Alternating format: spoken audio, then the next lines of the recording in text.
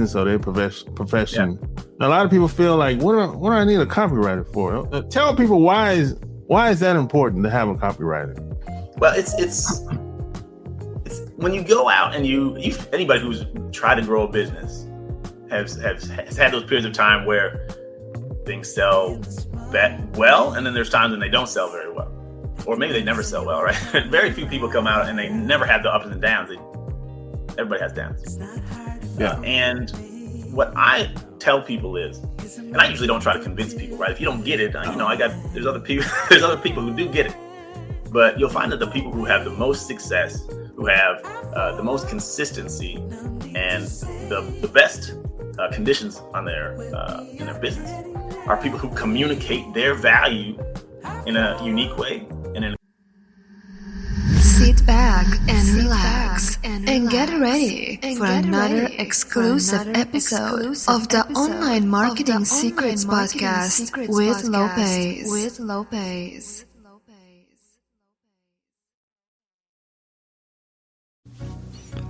This episode is brought to you by the best AI software online called Goody. That's Goody.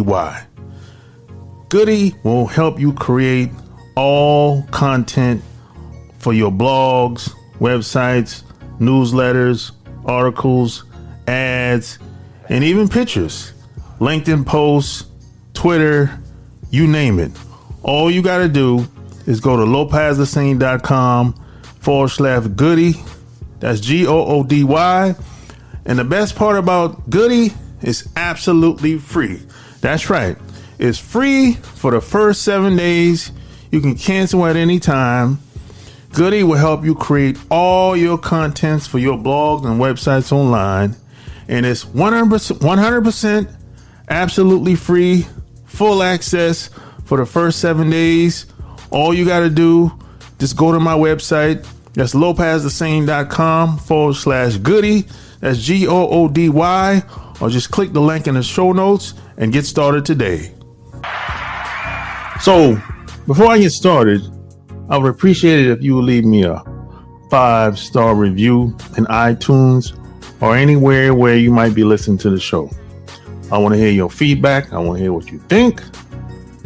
Anything I can help you with, any topics you would like me to talk about, or any guests you would like me to bring on, send me an email at support@kingofcashflowwebsites.com. That's support@kingofcashflowwebsites.com, or just click the link in the show notes. So with that being said, today I have a special guest, somebody that I've been watching online for a long time now. Somebody that's taken their career to the next level, if I would say so myself. And so this is a show for you if maybe you want to promote your product and services online, or maybe you're having problems trying to get started online.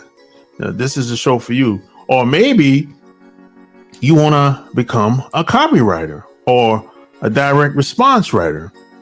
And my guest today has done exactly that.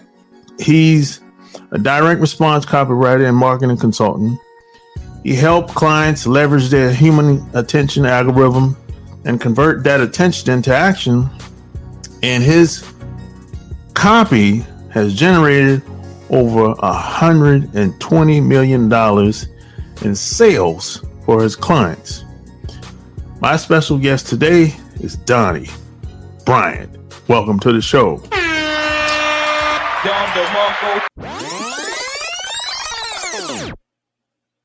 So, where are you from? Well, I was born in Alabama. I grew up in North Dakota. And then after high school, I moved to Chicago, and I've been in the Chicago area since then. Oh, nice. I mean, I spent a lot of time in the Air Force. So, we moved around. I mean, he moved around, but then he retired shortly after I was born, and we just stayed in North Dakota.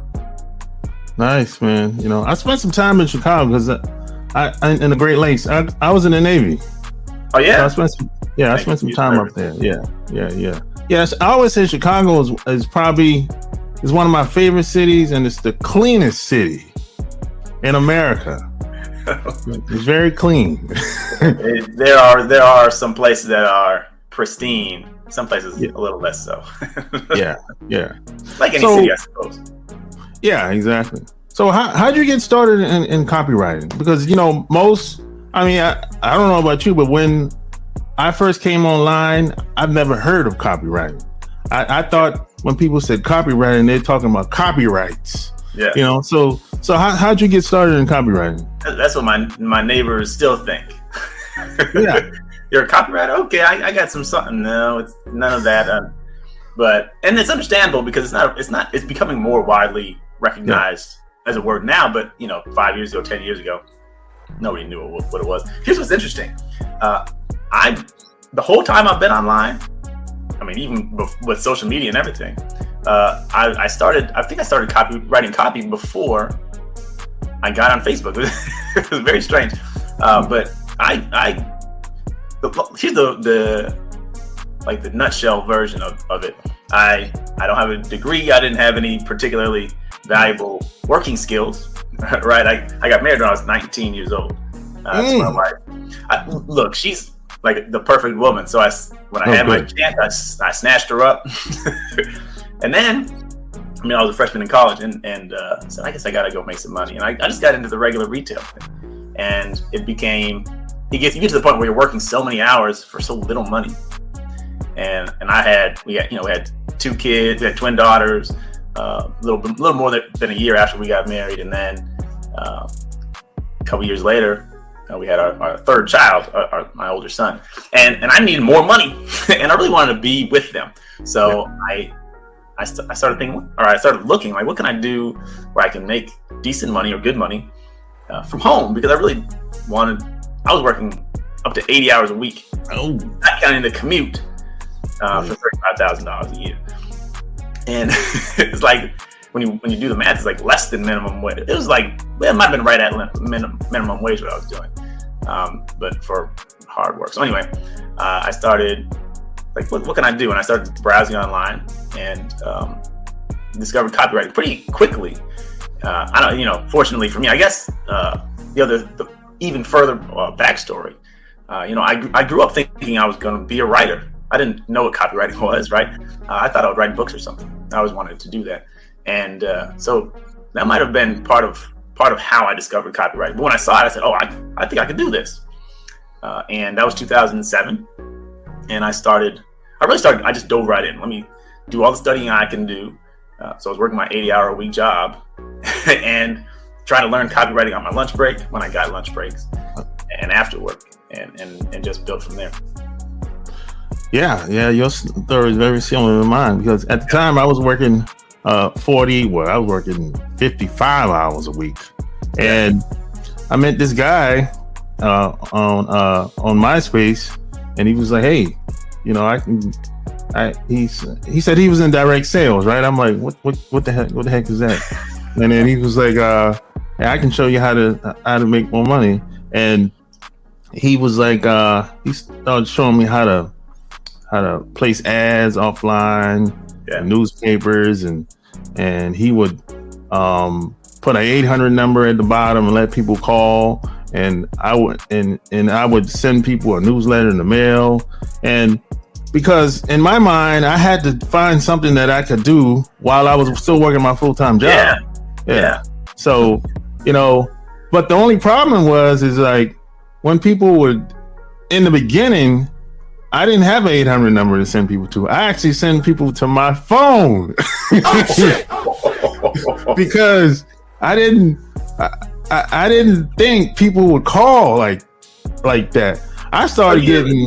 There's no frame of reference for you. You just get in. You don't have really know what's going to happen. Yeah. So I started getting so many calls. I couldn't answer all the calls. And that's when he was like, "No, you need to outsource that to somebody else. Let them take the calls and get the addresses, and you do the mailing. That's all, you know. So yeah, I can relate to a lot of that. You learn some of them points of leverage early on, which is good. It took me a lot longer to learn those things. Yeah, you know. So how did you even know? Well, first of all, how did you know that you were good at it? I mean, yeah, that's the first thing. Number one, I believe I was a good writer. Like, which writing and copywriting aren't the same, because you know, you can be a novelist or a poet and be a great writer in that sense and be a horrible copywriter. And I didn't have that background, but I did have a sales background. I sold cell phones. I sold fine watches face to face, and I sold, you know, other intangible things. I did some telemarketing, all the things that you do when you don't have any experience in any direction. And I got to go make some money, whatever I can do. Yeah. So I learned how to sell face to face. Not that I was a spectacular salesperson, but I had the experience and I could write. And so when I found out you could put those two together, I wasn't good, but I said I can get good. I believe that I can get good at this. And so I started, like I said, I started studying at my 80-hour-a-week job. It wasn't always 80. It was at least 55. When the district manager said that's the expectation for this role, 55 minimum, and I'm on salary. So if you work more than that, that's what you got to do. If you work less than that, you're in trouble. So, but I would go across the street, because right across the parking lot was a library. There's Bob Bly books in there and stuff. So I would study on my lunch break when I had lunch breaks, and I went home and figured out how to, you know, find stuff online. John Carlton, Clayton Makepeace, and those guys, Gary Halbert, and just started studying. So I said, I need to get good at this. But I don't think I had the sense that I was good, but I believed I could get good, and I worked as hard as I could to get good as quickly as I could. But still took some time. The other thing that's true is you don't really know how good you are, no matter how many books you've read, until you do it. So I had to get clients so that I could see what I was actually able to do and to improve. You learn on the job. I think that's, with many things, the only way you really know if you're good or how to get better is to go out and do the thing in real life. Yeah, you know, you can read all the books you want, you can listen to all the audio you want, but until you really start doing it, until you get some type of results that you can point to, that will fuel you and give you confidence to help other people. Yeah, you know? I got a book, right here, it's on firefighting. That doesn't mean I can go out there and put out a fire in a building. I got a book. I can read it cover to cover, memorize it, but it's a different thing when you go out there. There's a fire, there's a building burning down, all these things. The only way you learn is to get out there and to do it. Yeah. So, hey, what's your definition of copywriting? Because in this day and time, back in the day, they used to say, copywriting is salesmanship in print, but along with the new media, how do you see copywriting today? Yeah, I'll say two things. For the people who are not copywriters, I usually say copywriting is writing stuff to sell stuff. That's very simple, right? For people who do know what copywriting is, my definition is related to that. Salesmanship in print, which is ultimately what it is. But in today's time, we had to go beyond what traditionally we think of it when we think of sales. So I call it showmanship in print. We had to figure out how to get attention, maintain attention, and deliver a message with value. And that when we think of sales, we think of somebody who's coming in and just pitching. And you can't do that in most cases online anymore. You gotta entertain, you gotta add value, you gotta do a little education, and you can then sell as much as you want to sell, but you can't just sell just pure pitching. It doesn't work. Yeah, exactly. I don't like when I first came online, it was like a pitch fest. Yeah. Oh yeah. Yeah, it was like a pitch fest, man. Now today, it's a little bit of both. You see some pitching, but you see a lot of entertainment. You see a lot of trolling. Yeah. Oh yeah. Yeah, you see a lot of. But yeah, back in the day, man, it was like a pitch fest. It was like, it was like people didn't even try to build relationships. It's true. There was no concept of that. Yeah, I think so. When I first started learning from other people, the first thing they would say is, instead of trying to pitch people, you educate them. You know, and when you educate people, that lowers their guard down. That make they'll see you as, you know, different, especially back in the day. And you know what I'm saying? Yeah, for sure. And I found that educating, because most people, when you boil it down, they don't have a great degree of confidence in the area that you're trying to sell them in, right? I want to sell you a copywriting course, like, sell me a copywriting course. I'm not a great writer. I don't know how to do any of that stuff. As you do some educating, you plant the seed of belief in their mind. Oh, maybe I could do this. And then you begin to tell some stories, and you said Donnie Bryant didn't know how to write copy either. But you learn a few things, you try a few things, and you discover. And now I'm going to show you what I learned to take you from wherever you are to, you know, a good copywriter. And then from there, you can become a great copywriter. So the educational part is selling, because it's creating the mind frame of, I might be able to buy this, because people won't buy until they feel enough, like they feel educated enough to know they're making a good choice. If they don't know if it's a good choice, they just won't make it. So you can educate. But education is, I believe, there's a place for education. When you're selling, you can educate too much. So you educate enough so that people, again, they have some belief. They believe that you're an expert. But if you over-educate, then they'll think they can do it themselves, right? Or you just, the mystery is gone, the tension is gone, and you can't sell. So you educate them for the purpose of bringing them to the place where they see the smartest thing that I can do right now is to just buy this product or hire this person. So you gotta, you know, there's kind of a tightrope walk of not educating enough and educating too much. You gotta kind of play around and see where the line is for you. Yeah, there's definitely a balance, you know, when it comes to that. So what areas do you focus on as far as copywriting goes? Yeah, these days, I always say these days, but really it's been like 7-8 years. Okay. I've been doing, financial has been my primary focus. Both financial publishers, which are newsletters and things like that. Like I've written for Agora Financial and guys like that, or organizations like that. But also I work with accountants, wealth managers, financial advisors, and stuff like that. So financial services, which is the opposite of financial publishing, but I've been on both sides. Life insurance, annuities, stuff like that. All kinds of financial stuff, financial education as well. That's primarily, not the only thing that I do, but that's what has primarily been my focus for the past 7 or 8 years, probably 8 years. Is it a tough market? It is. It is. I can say the financial publishing side is hard because, first of all, I think it's a little different now, but in the earlier days, in my experience, you kind of had to have experience to get in that field already. It was hard to have no experience in that field and break in. Nowadays, I think they're more saying, you can learn this, we can teach you this. We know enough about how to sell in this market that we can train somebody who knows basic copyright stuff. We can teach you how to do financial, but it's a very sophisticated market. So coming up with new ideas and new ways of saying things that they've heard before, it's challenging. And then also just to stay within the guidelines of what's legal to say. There's a lot of regulation. On the financial services side, it's even more regulated, and there's also hesitation on the part of many financial professionals to do some of the more out there.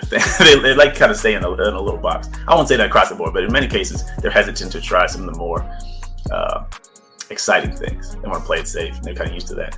So it's challenging, a little challenging in a way to get attention from those people in terms of like for me, for example, getting a client in that space. They more have to come to me. I can't go and sell them on the idea. Hey, you need a copywriter. They probably won't. No, like I'm not doing that. But when I show up as doing the things that I do and talking about the areas where I have expertise, then they'll say, oh, okay, this is something that could work for me, and then they'll reach out to me, which works better. That's also a space, like I said, there's a lot of regulation, so it's tough, but you can learn. Anybody who wants to can learn. Yeah, the reason why I said it, the markets change all the time. Like back in the day, well, even still to this day, some of those guys still right in those markets, and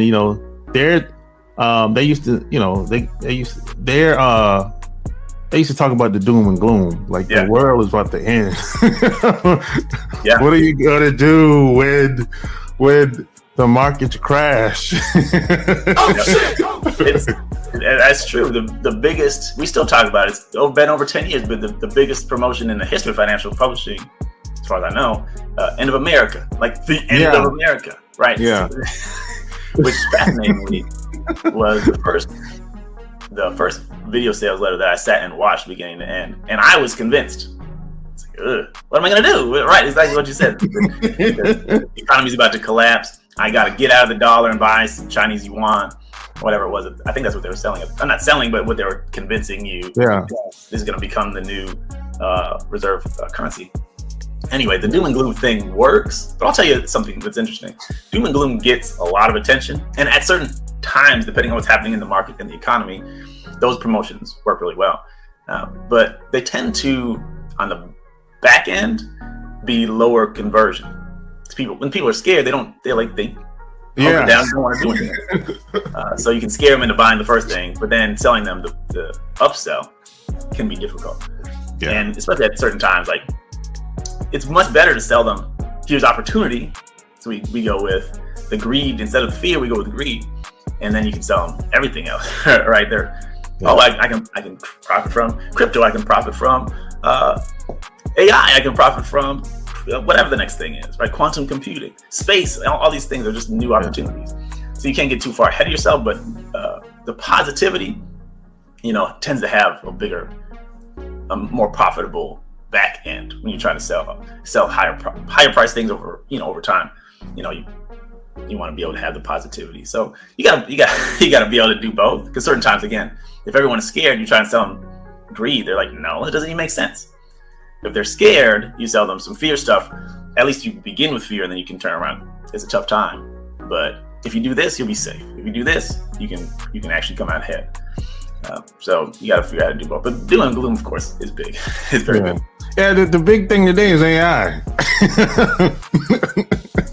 One of my clients did an AI promo this weekend, and I didn't look at my email all week. My son was at a golf tournament. My son was in a golf tournament, so I didn't bring my computer. I didn't look at work. And on Monday, I opened up and I saw my clients. I didn't write them, but my client, one of their other copywriters, did it. And there was like in the 25 messages on the first thing in my inbox, there were 12 AI subject lines in the emails, and only 2 of them were ours. So this is the weekend, everybody's promoting AI, but that's the hottest topic. Period. That's the opportunity, but not only for copywriters, for everybody. Everyone's talking about how to use AI to explode your business, make more money, and never have to really, really work hard again, which is a bit of an overstatement. Yeah, it's definitely an opportunity. Yeah, it's hilarious, man. Yeah. It's interesting. I mean, there are people who are using it really well, really intelligent. And then there are people who are getting too excited and saying, "Hey, ChatGPT, write me a book," and then copying and pasting, and they think it's a book. You still have to put some interesting context in if you want something interesting and quality to come out. Exactly. So, do you find it very difficult to see? A lot of people don't. They feel like there's no value in a copywriter as far as their business or their profession. A lot of people feel like, what do I need a copywriter for? Tell people why is that important to have a copywriter? Well, it's when you go out and anybody who's tried to grow a business has had those periods of time where things sell well, and then there's times when they don't sell very well, or maybe they never sell well, right? Very few people come out and they never have the ups and downs. Everybody has downs.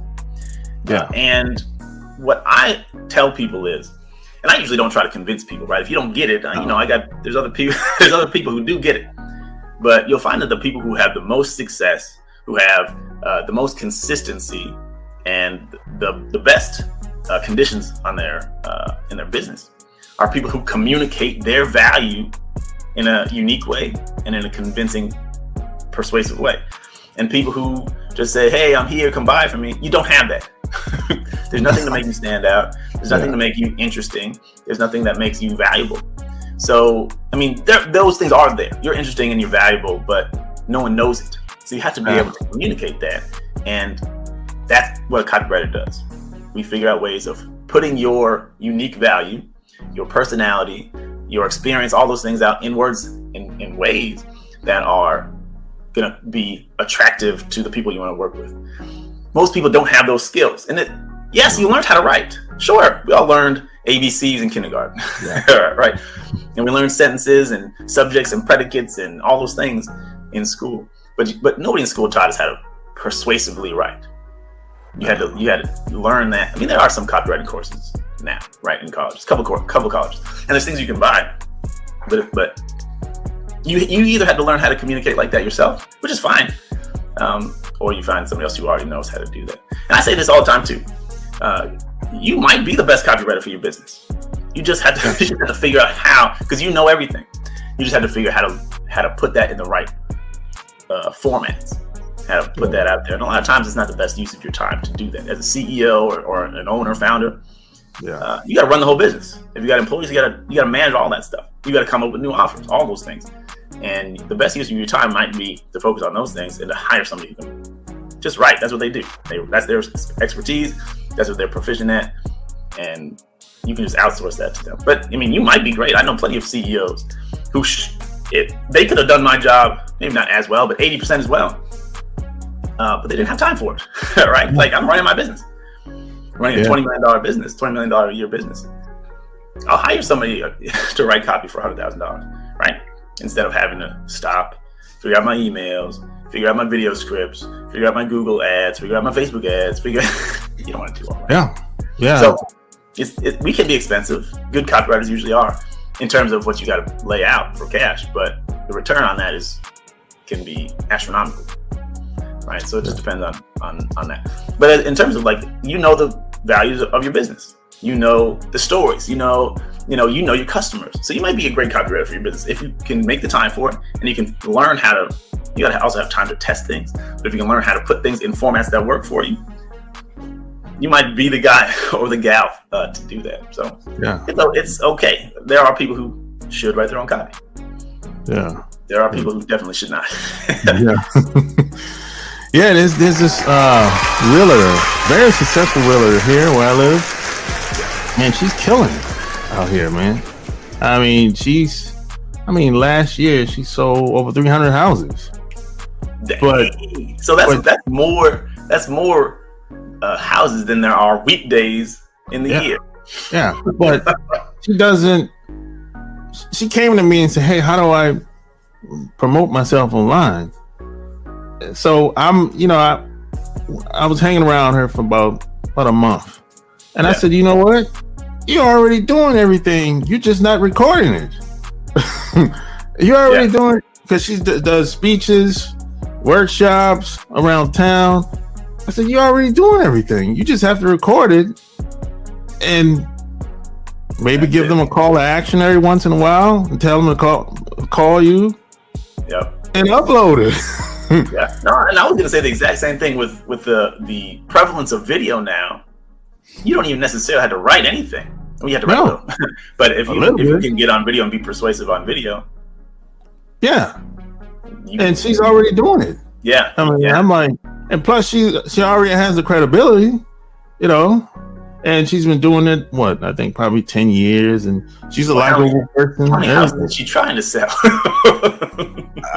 I know, right? That's a good problem to have. Good problem. Yeah. So, but she's what's interesting, a lot of these people like her, they'll say things like, "How do I get more leads?" Well, how many more do you want? Right. But they can look at somebody else that's in the same field and be like, "Oh, you should be doing this and you should be doing that." But when it comes to them, it's like they can't see it. I find that to be very interesting. I think it's 100% true, right?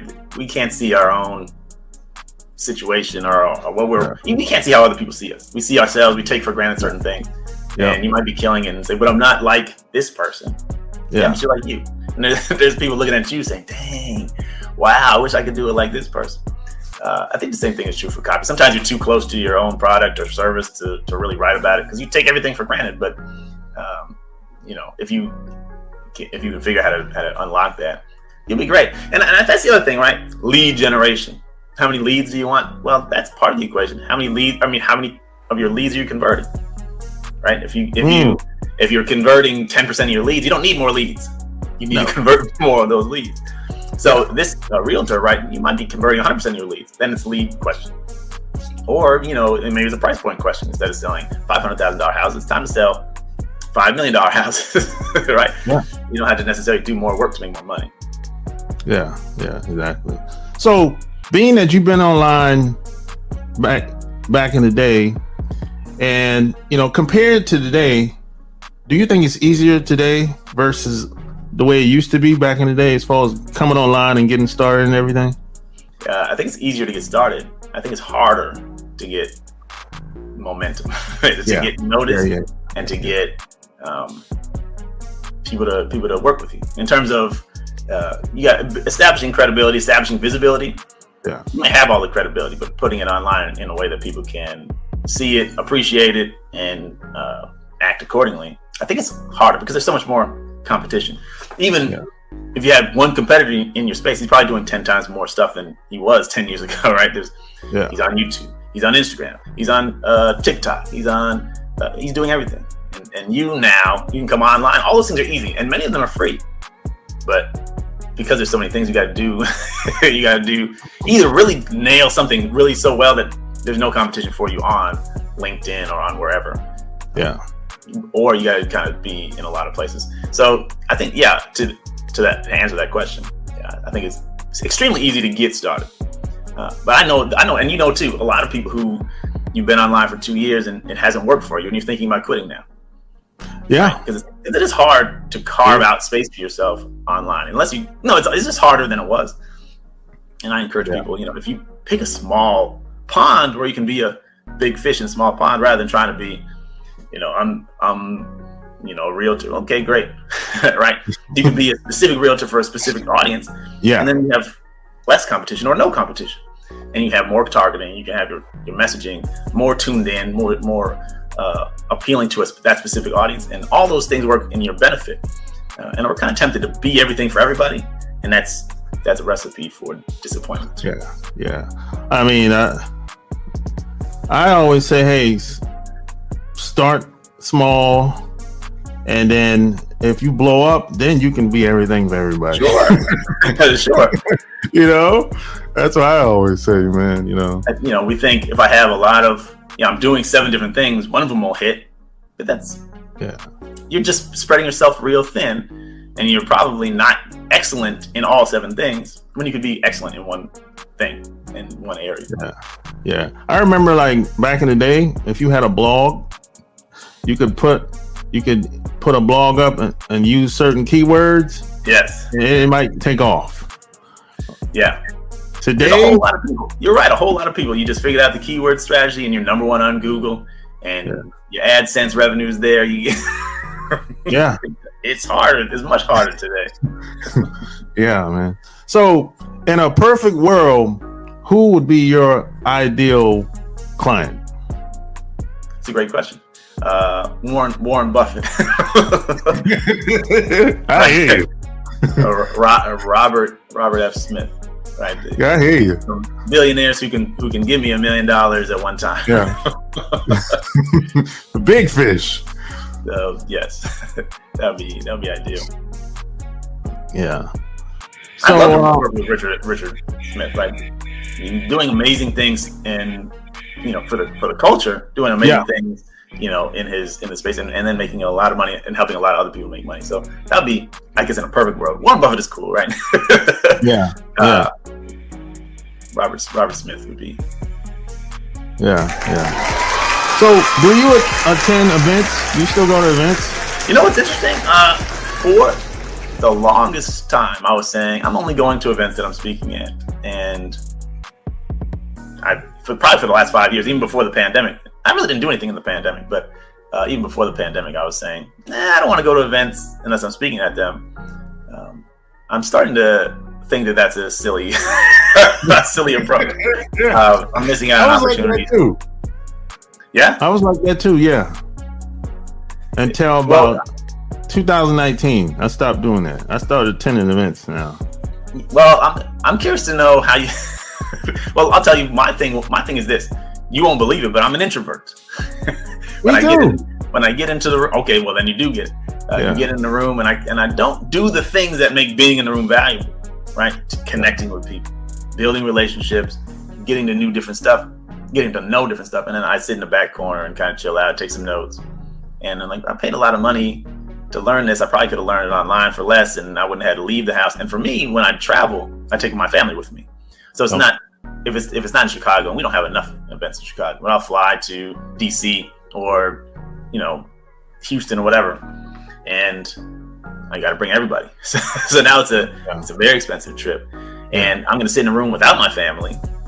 I'm like, I don't want to do any of that. So anyway, but I'm starting to rethink it. I see the value. I just got to step out of my comfort zone, which is silly. I already know that, but I just haven't. I positioned it as I'm Donnie Bryant. I don't need to sit in nobody's room, but it was really silly of me to feel that way. Yeah. I started. I mean, for a long time, I was kind of in my own little world, Sure. But so I didn't know anybody that was doing what I was doing online around me. Anybody. Yeah. But the problem with that is I became a loner. Yeah. And every time I'm traveling by myself because everyone has to work. I'm going to events. Everyone has to work. Regardless of where I was going, no one could go. Everyone had to work.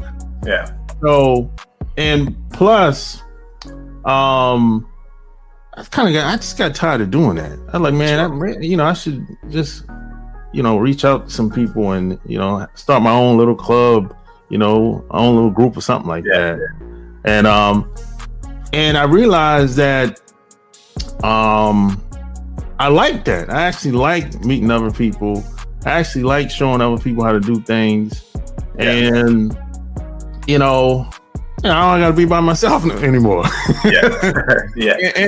And plus, I meet the best of the best. I meet people they got $100 million company, and they'll say, hey man, if you ever need anything, if you ever need me to speak, or you want to do an event or anything like that, call me, man. If you ever need any help with a business or whatever you got, just call me, man. Yeah. So I enjoy that part. But I mean, I was for like 10 years, I was pretty much by myself. Yeah. I get that. And it's better to do with other people. Yeah, it is. It really is, man. But because I'm like you, I know I can be outgoing sometimes, but sometimes I just don't feel like talking. Sometimes I might not be in the best mood or whatever, Right. But if someone says something to me first, I'll talk, Yeah. But I'm not so, I'm not naturally, I'm kind of laid back, standoffish or whatever. Yeah. But I've kind of pushed myself to get out of that, because I found that, the more people you meet, the more, you grow faster and get better, and you might just make a friend, It's so true. It's good to have friends. It's good to, have a network of people you can refer or get referrals from. Yeah. It's cool to have people you can ask questions of, I wonder how this works. And the more people the more diverse, areas that they have expertise in, you can have all your answers. Have answered to all your questions just within your own network. It's great. I always love, to be able to, someone says, hey, I'm looking for this. People know, talk to Donnie, because I know a lot of people. I've connected with a ton of people in over the, past years. Going into live events accelerates that, multiplies that, and then takes it to a whole nother level. Meeting someone online is one thing. Meeting someone in real life, the relationship is just a higher quality and it's deeper. So it's smart to be able to do that. But having a network instead of trying to be, I thought for a long time I can do this all by myself. It's not true. Yeah, it's not really true. It's not really true. No, and even if it's good, do you want to do it that way? No, you rather have fun. You rather have compatriots who you can do it with and you can share with. So, I agree with you 100%. Yeah. So if people wanted to work with you and follow you online, where would they go to? Yeah, that's my website right there. I don't do much. I'm thinking I need to, it's just in blog format now. I think I need to make a real website. I'll try to be too cool for school. I just blog. I'm not selling anything. I'm not doing anything. Just sharing my thoughts. So I'll probably update it at some point. I do have a newsletter there. So if you go to that, Donnie-Bryant.com, you can sign up for my email newsletter, which is I just send once a week currently, sharing some of my best ideas and experiences on writing copy, persuasion, stuff like that. I like sending people to my YouTube channel as well. I have a lot of videos, a lot of lessons. I'm not really selling anything. I'm just trying to teach, trying to show people how to do things.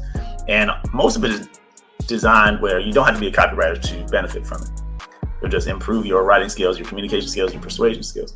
And I'm on LinkedIn. So that's 3 things, I guess. Website, YouTube, LinkedIn. I'm one of the few Donnie Bryants. If you look up Donnie Bryant, I'll probably pop up pretty quickly, and you can see this mug. Yeah. The other guy's a dentist, and there's an auto mechanic, and I think there's a insurance agent or something. You'll find me. There you have it. All links will be found in the show notes. Until next time, we're out. Peace.